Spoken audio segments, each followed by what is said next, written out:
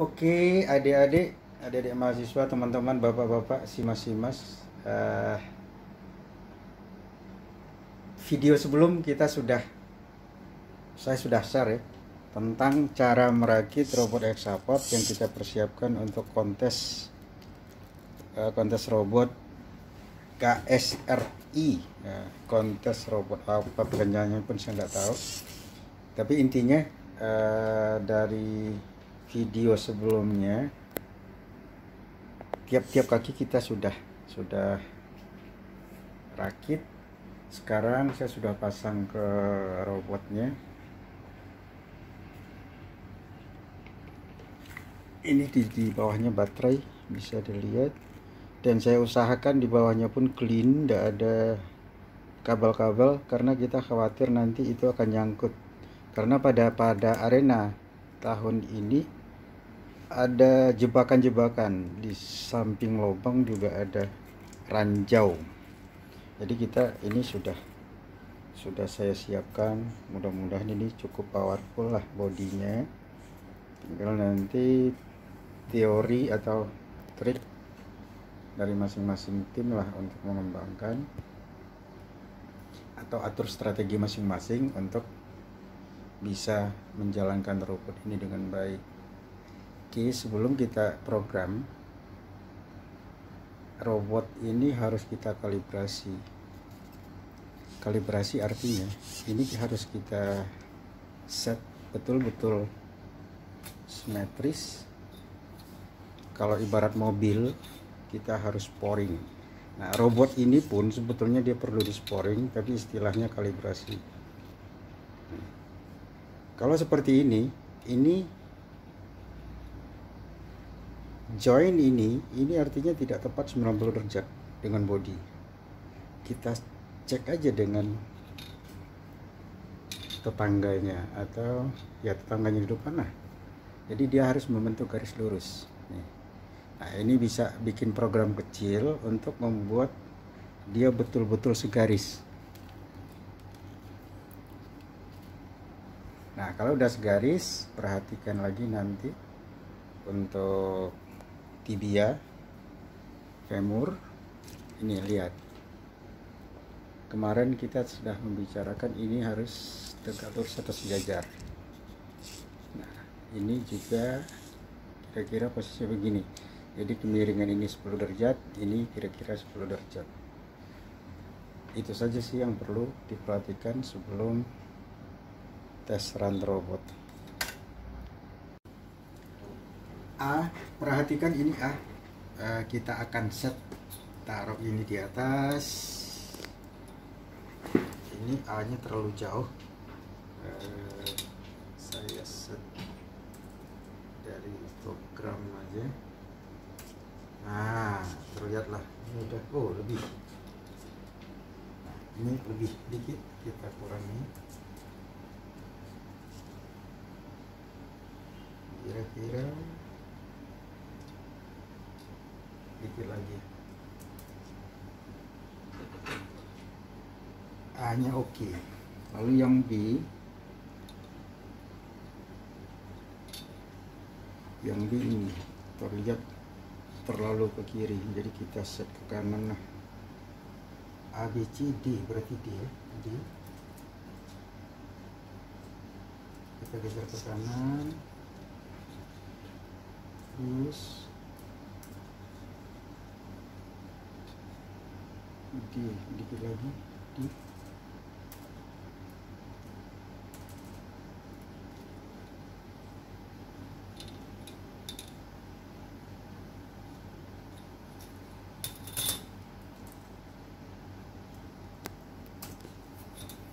Ini lurus, oke.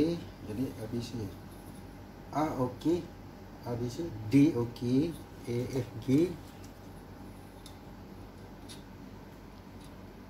E, A B C D E F G juga perlu kita set.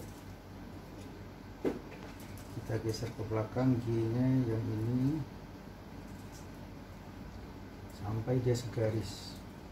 G oke. KI oke, JKL J nya oke, ini sudah oke, lurus. Tinggal yang belum, ini 2 lagi, coba kita perhatikan. Ini masih kita geser ke belakang, ini kita angkat ke kiri, kita keluarkan sedikit. Mari, ini kita masukin ke dalam. Ini nama servonya ABCD, berarti ini E. Coba perhatikan E.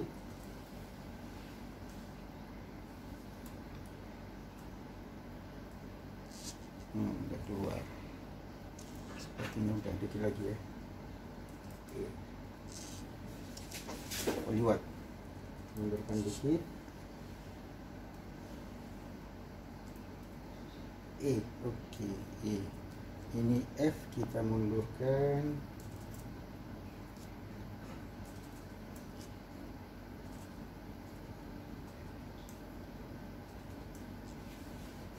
F. Oke, selesai. Itu kalibrasi. Jadi itu penting. Kalau tidak dikalibrasi, nanti jalannya tidak akan mulus atau tidak akan bagus. Nah, ibarat mobil itu tuh harus disporing. Nah, ini baru kalibrasi ringan. Nanti setelah dia jalan, beberapa kali jalan kita cek lagi. Kalau ada yang lari, diulang kalibrasi, baru dijalankan lagi. Nah, sebelum kita tes run, kita perlu dulu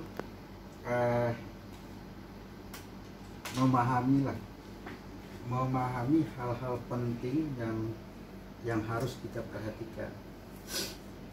Yang pertama kemarin sudah pada video sebelumnya itu tuh rangka, desain, cara pasang.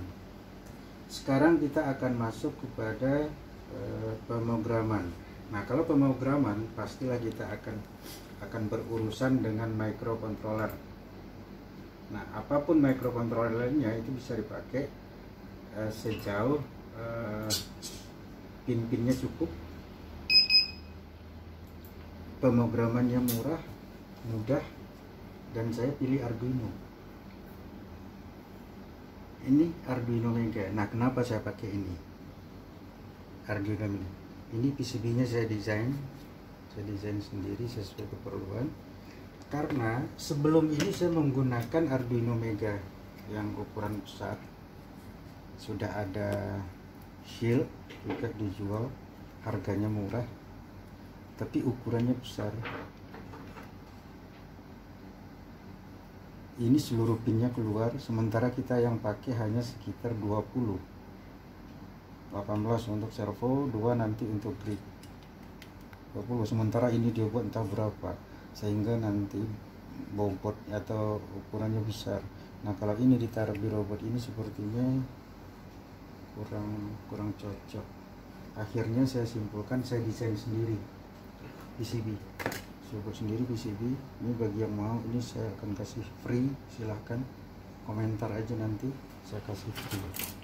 Ini juga ada yang kecil, ini Arduino Mega. Nah, kenapa saya pilih Arduino Mega ini? Karena saya belum ketemu Arduino Mega ini yang di cloning atau Arduino Mega Mini yang dipalsukan, saya belum ketemu. Ini dibuat oleh Robot Din, dan saya tidak melihat brand-brand lain yang udah memalsukan. Tapi kalau ini banyak, kita salah beli, macam-macam masalah kan timbul diantaranya. Mungkin uploadnya lama, ada juga beberapa pin tidak berfungsi dengan baik. Kebanyakan pernah saya ketemu yang seperti itu. Tapi untuk Arduino Mini saya belum pernah ketemu Arduino Mini yang dipalsukan atau OEM-nya nggak ada, belum. Mungkin orangnya masih mikir untuk memalsukan Arduino Mega Mini. Jadi untuk tahun ini saya gunakan Arduino Mega Mini. Shieldnya, PCB untuk kontrolnya saya buat sendiri, pasang sendiri komponen. Jadi kita buat sesuai keperluan. Ini keperluan tahun ini cukup. Ini udah komplit lah. Fungsi-fungsi juga pin-pin yang diperlukan sudah cukup. Jadi yang tidak perlu, kita tidak perlu taruh di sini. Kalau ini separuh dari pin ini kita nggak perlu. Ya, ngapain dibawa oleh robot? Itu makanya saya tidak gunakan ini. Sorry Arduino Mega atau orang yang bikin ini, untuk robot ini saya tidak memilih shield yang sudah ada. Oke, itu pemilihan microprosesor atau ya otaknya si robot lah. Yang kedua, pemilihan servo tipe MG995 atau 996R2. Ini adalah kasta terendah di kelasnya. Jadi untuk servo ukuran 2x4 ini adalah kasta terendah. Kemampuan sekitar 9 kilo untuk tegangan 4,8 dan 13 kilo untuk 6,5 volt menurut datasheet yang dirilis. Tapi walaupun ini kasta terendah, untuk latihan, untuk percobaan segala macam ini cukup kuat. Tapi bagi yang ingin menggunakan servo lain, misalkan akan pakai tipe AX atau D0820, kalau saya lupa, itu bagus, lebih bagus dari ini. Nah, pertanyaannya sekarang, perlukah misalkan ini 13 kilo, ada yang mau pakai yang 20 kilo, ada yang mau pakai juga torsi 25 kilo, ya boleh-boleh saja, nggak ada masalah. Tapi dengan torsi 9 atau 13 kilo MG996 untuk ngangkat beban yang diperlukan untuk kontes tahun ini itu sudah cukup banget. Ini kuat, tapi tahan lama barangkali tidak. Jadi kalau mau pakai 20 kilo silakan. Itu sebetulnya bisa dihitung antara servo A, servo B, dan servo C. Itu yang paling berat pekerjaannya yang mana gitu. Yang paling berat sebetulnya di tibia. Ini yang paling berat.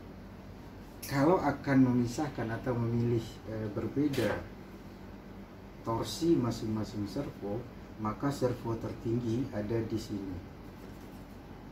Servo nomor 2 torsinya yang diperlukan kuat adalah ini. Ini paling kecil. Ini dibuat 5 kilo pun tidak ada masalah, karena ini bukan ngangkat, tapi ini hanya memindahkan. Ibarat kita dorong, kita yang 50 kg bisa aja dorong motor yang beratnya 400 kg. Tapi kalau untuk ngangkat, kita nggak kuat. Yang ngangkat punya kerjaan ini. Nah, kenapa tibia perlu torsi lebih tinggi dari femur? Karena tibia lebih panjang.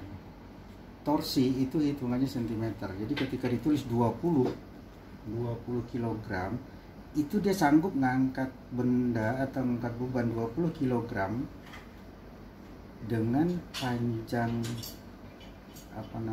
jari-jarinya 1 cm. Ketika 2 cm menjadi 10 kg, 4 cm menjadi 5 kg.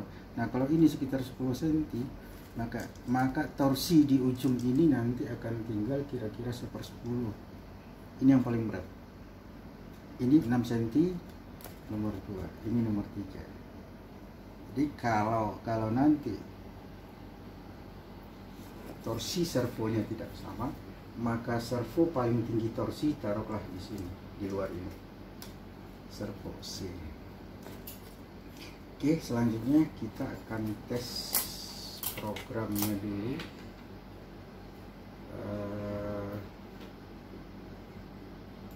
Yang pertama kita akan lihat dia sudah bisa jalan atau belum, atau gerakannya, untuk gerakan melangkah ke depan, melangkah ke belakang, muter kiri, muter kanan. Kita coba cek. Saya sudah buat program singkat, tapi kontrolnya masih melalui serial monitor. Ini ada apa yang jalan?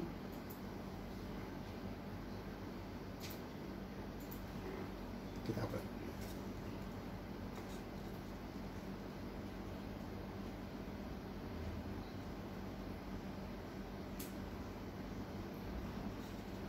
Sambil menunggu kita cek juga yang lain-lain masih ada yang longgar, kita cek. Ini kalau udah oke, kita coba. Ini saya coba dia melangkah maju sampai. Nah, seperti ini sudah. Ini speed sengaja saya buat very slow karena kita untuk melihat gerakan atau langkah-langkahnya robot itu kita operasikan dengan kecepatan rendah. Kalau membuat dia tinggi itu simpel, tinggal nanti delaynya dikurangi, dia udah melaju. Tapi yang penting kita lihat dulu gerakannya di saat kita kasih speed rendah. Nah, kita coba lihat.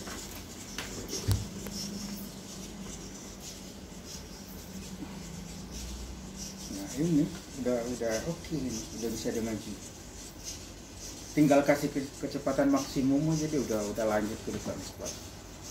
Jadi ini udah oke untuk gerakan ke depan. Kita coba tes yang kedua untuk muter, karena gerakan utama dalam robot ini maju dan muter itu aja. Muter kiri, muter kanan itu. Kita coba dia sekarang muter. Maju.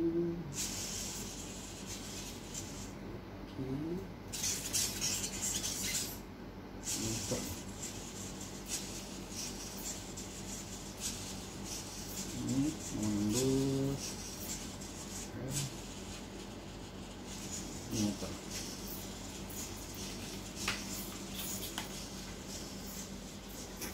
Sepertinya udah. Ini udah betul banget nih. Ini kita lihat dia keluar nggak dari etap 40 kali 40. Di sana dia muter 360. Kalau udah nggak keluar berarti udah oke.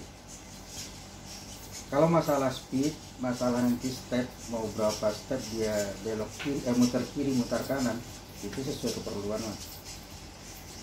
Nah, ini dia udah mampu berputar di area 35 kali 35. Sementara space kita di saat kita nanti event atau turun ke arena itu disediakan 45 cm. Jadi ini udah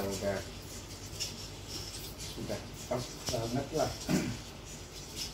Gerakannya cukup mulus. Juga ngangkat kakinya itu baru saya set kira-kira 2 cm. Itu angkat kakinya masih bisa kita tingkatkan, tinggal pemrograman. Kecepatannya itu simpel, tinggal kurangi delay, dia udah selesai.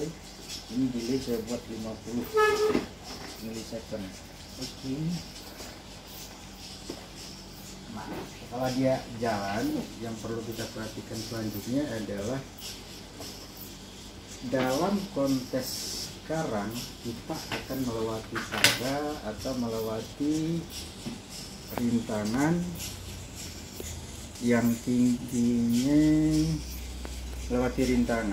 tingginya, sekitar 2 cm.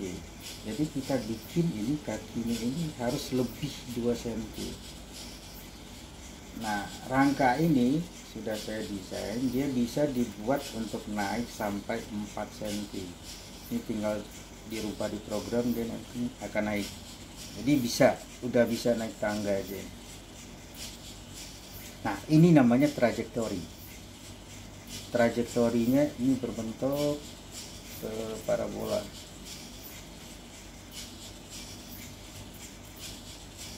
Yang penting itu saja. Dan istilah-istilah penting barangkali saya juga akan share sebelum kita melanjutkan pemrograman.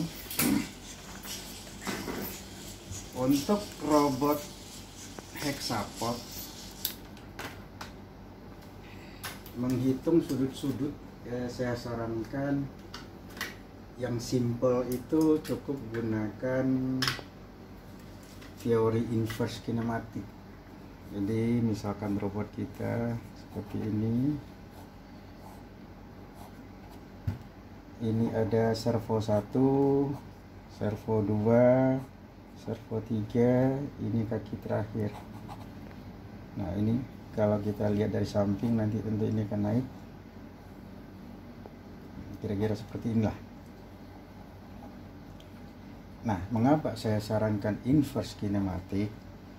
Karena dengan inverse kinematik kita cukup tentukan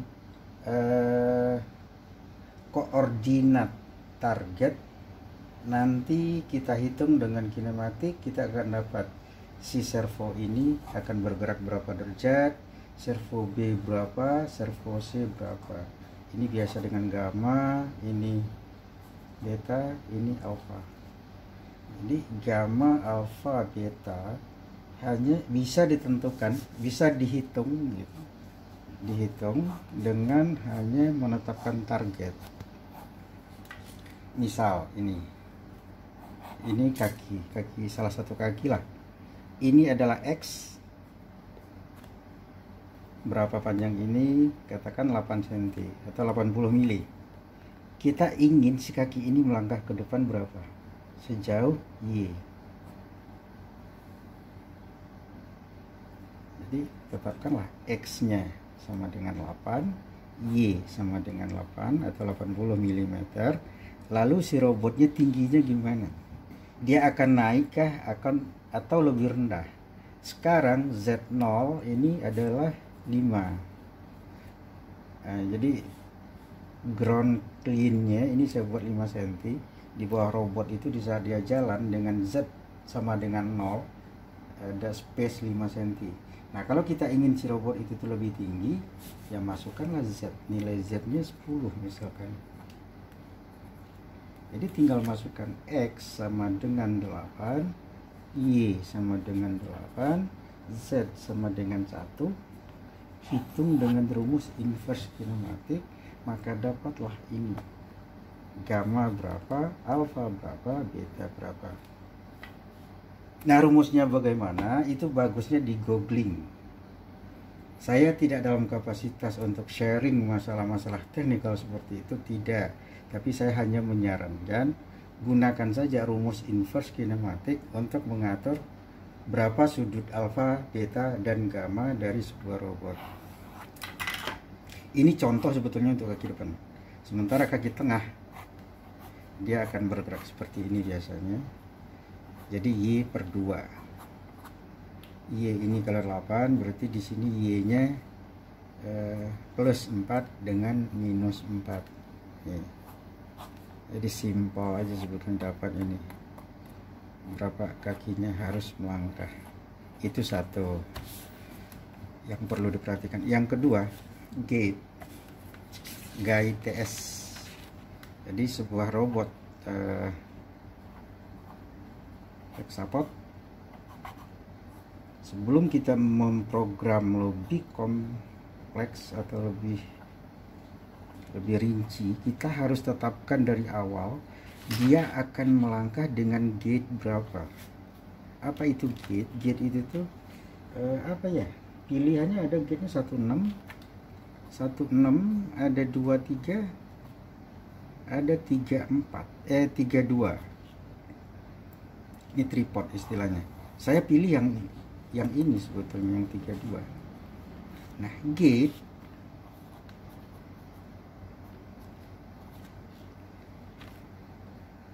definisinya saya nggak tahu persis, maklum lah saya nggak sekolah.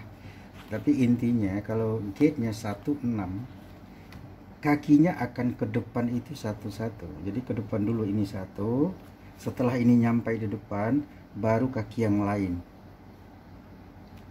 Setelah ini nyampe di depan mungkin dilanjutkan dengan kaki ini, setelah itu kaki ini dan sebagainya. Jadi hanya satu kaki yang terangkat pada satu saat. Sementara gate 23 itu dua kaki sekaligus. Jadi yang powernya itu tuh 4 di bawah, 2 di atas. Kalau yang gate 23 mungkin kaki A, kaki 1 ini akan serentak dengan kaki ini. ini serentak dengan ini serentak dengan ini serentak dengan ini. Kombinasinya bisa dipilih, tapi intinya setiap dia melangkah hanya 2 kaki yang diangkat. Kalau 16 setiap langkah hanya 1 kaki. Nah, kalau 16 tentu robotnya akan kurang lincah lah dalam bergerak. Tapi kestabilannya tinggi. 16 kestabilan tinggi, tapi kecepatan terendah. Ini kecepatan lebih tinggi, kestabilan berkurang sedikit lah. Nah, yang lebih praktis saya pilih gate-nya itu 32. Jadi setiap melangkah ini kakinya seperti ini, dia membentuk segitiga. Jadi kaki 1, 4 dan 5 itu serentak. Ini ke depan, yang lainnya di bawah. Jadi di saat ini di atas, yang 3 ini di bawah. 1 2 3 di bawah, 1 2 3 di atas. Setelah itu dia bergantian, ini naik, ini di bawah. 32. Jadi gate yang saya pilih adalah gate 32. Nah, cara ngaturnya gimana? Ya, mungkin teman-teman mahasiswa bisa googling, banyak cara. Yang penting saya hanya item-itemnya saja yang akan saya share di sini. Yang bagus untuk tipe robot yang ini apa? Gate-nya 32. Lalu untuk mengatur langkahnya saya gunakan inverse kinematic, itu lebih mudah. Itu ada kaitan kemarin ketika kita sudah, atau pada video sebelum lah, kita sudah hitung ini. Kalau tidak salah di video sebelum saya sudah nyatakan ini 6 cm, ini kalau tidak salah ini 11 cm, ini 4 cm. Jadi 2 teori di sini bisa kita gunakan. Yang pertama Pythagoras sudah pasti untuk menghitung L nya ini udah pasti Pythagoras. Dengan Pythagoras dapat L. Dengan rumus trigonometri kita dapat alfa, beta, dan gamma. Rumusnya apa saya pun tidak tahu, karena saya sangat malas dulu belajar matematik, saya sering bolos. Tapi di Google saya yakin itu ada inverse kinematic. Jadi kata kuncinya itu aja, IK, inverse kinematic. Dia ada 2 ini, ada IK, ada FK, forward. Kalau IK, inverse kinematic, kita tentukan target atau apa namanya, XYZ ini namanya apa ya? XYZ. Kita tentukan XYZ nya, gunakan inverse kinematic, kita dapat alfa, beta, dan gamma. Kalau forward kinematic kebalikan, kita masukkan sudut-sudutnya, maka kita akan tahu X-nya berapa, Y-nya berapa, Z-nya berapa. Untuk ini saya pilih inverse kinematic, dan saya juga rekomendasikan gunakan itu. Nah, hal lain yang penting, ini jangan kalian lihat kertasnya, tapi idenya, agar nanti teman-teman yang make yang make rangka robot ini tidak bingung. Trajektori,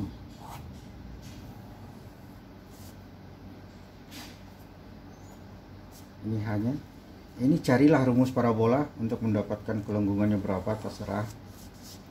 Ini adalah bentuk angkat kaki atau ujung kaki dari robot. Jadi dia ke belakang menyentuh lantai, ketika ke depan dia mengangkat membentuk parabola. Itu istilahnya trajektori. Untuk melihat rumusnya 3 detik itu dapat, tulis di Google akan keluar. Tulis trajektori akan keluar cara mencarinya gimana. Nah, ini kenapa penting untuk saat ini, karena kita punya rintangan atau punya rintangan lah yang tingginya 2 cm, dan di sini juga ada lubang-lubang gitu. Jadi kita harus pastikan si kaki robot ini bisa ngangkat lebih dari 2 cm agar dia bisa melewati rintangan-rintangan yang ada. Jadi trajektori itu penting. inverse kinematik yang kedua juga perlu dipelajari sedikit. Yang ketiga, gate yang digunakan untuk ini yang tepat adalah 32. Itu saja barangkali. Lalu ada juga sebetulnya smooth, itu kehalusan dia bergerak. Ini udah saya desain 6 sampai 24 step. Jadi ketika dia bergerak dari 7 atau 8 cm ke depan, ini bisa dibagi 6, dibagi 12, dibagi 18, dan dibagi 24. Jadi betul-betul dia nanti akan smooth.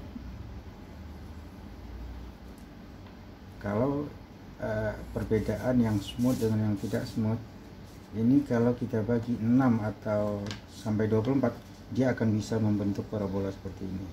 Tapi seandainya kita buat misalkan stepnya 3, dia tidak akan bisa seperti itu, dia hanya akan begini. Nah, ini tidak bagus. Jadi buatlah stepnya yang banyak sehingga kita bisa membuat grafiknya nanti berbentuk ini.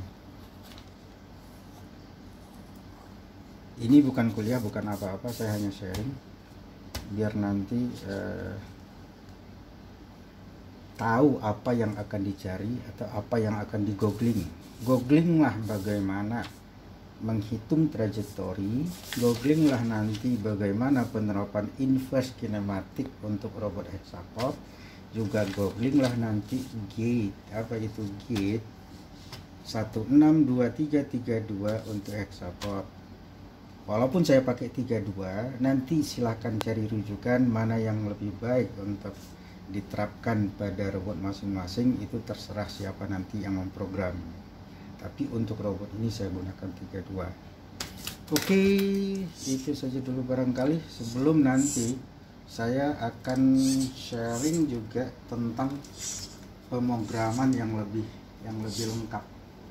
Ini hanya sekedar untuk intinya saya sharing tentang kalibrasi. Yang pertama, ya kita simpulkan. Yang pertama, kalibrasi itu penting. Yang kedua, ini menggunakan inverse kinematik. Gate yang digunakan adalah 32. Saya sudah tes, itu paling cocok untuk ini. Dan trajektori itu penting untuk mengangkat kakinya lebih indah dan tingginya bisa kita set sesuai keperluan.